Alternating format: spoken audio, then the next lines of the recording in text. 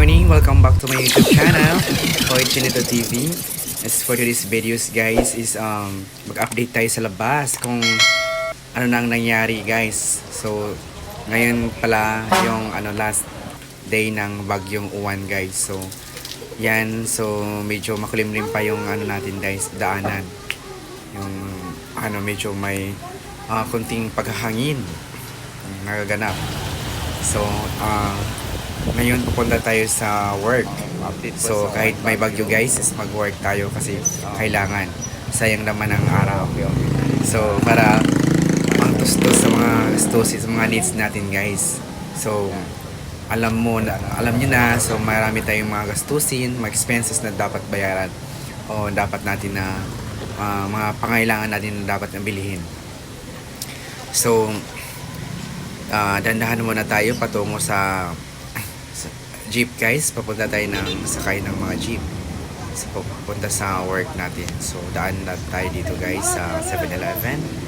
And then yan.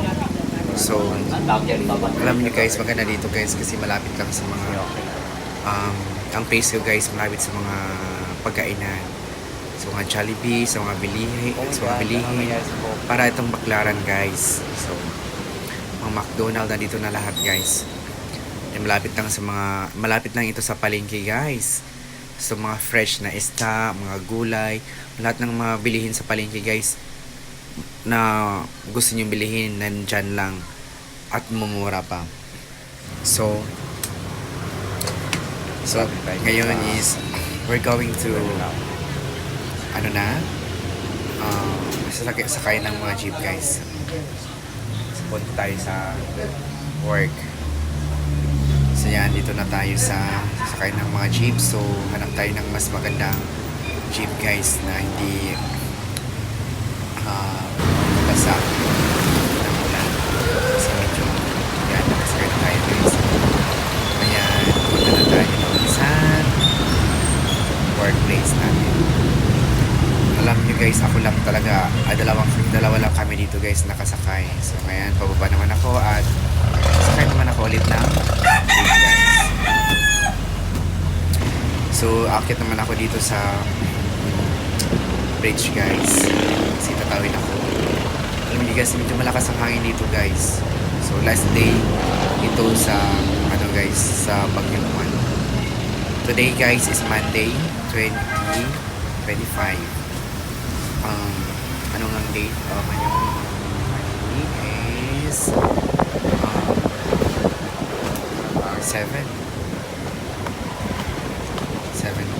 7 bang Monday? 8, 9, hindi 10.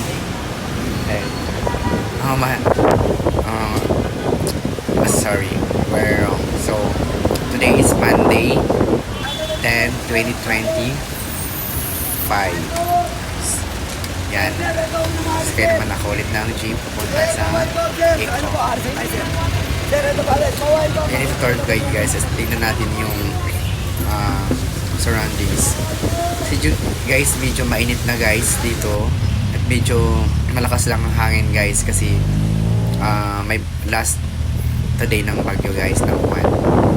Yan, baba na tayo guys. Dito na tayo at yan, lakad muna tayo papunta sa area. So mainit na guys. So naka-recover na tayo sa bagyo. Salamat Lord. Then punta na tayo sa loob guys. Ayan, medyo mainit na. Thank you Lord. Tapos din ang lahat. Magpapasalamat tayo sa Sierra Madre kasi siya ang protector natin. Siya ang shield natin against sa bagyo guys. Kasi si Sierra Madre, siya ang malaking bundok dito sa Luzon guys na nag-shield if ever kung mayroong mga bagyong dumating o anong mga calamities guys. So hindi talaga daan dito yung hangin guys, yung typhoon o mayroon man pero konti lang kasi na shield ng Sierra Madre. So kung baha guys, so yun, kung ulan naman, so yan, hindi niya ma-shield guys. So Pag maulan guys, pag bagyo, subabha talaga ang Luzon. So pasalamat lang na tayo guys, kami dito na hindi masyado umulan, konti lang. So ang hangin lang guys is malakas. Pero hindi naman kalakasan, so nasa mga signal number 2 lang kami. Yan. Thank you. Papunta na kami sa locker. Papunta na ako sa locker guys. Yan. At mag-ayos na ako para pumasok. And guys, ingat kayo. Keep safe guys. Thank you for watching my YouTube channel. And sa mga hindi pa naka-subscribe, please subscribe my YouTube channel para updated kayo sa mga videos na i-upload ko guys. Mga lifestyles, news, sports, and lahat guys.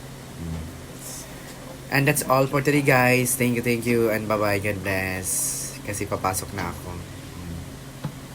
Yan. Bye-bye. God bless us all. Thank you Lord God sa lahat na naging maayos kami dito. At lalo sa aming family. And God bless us all.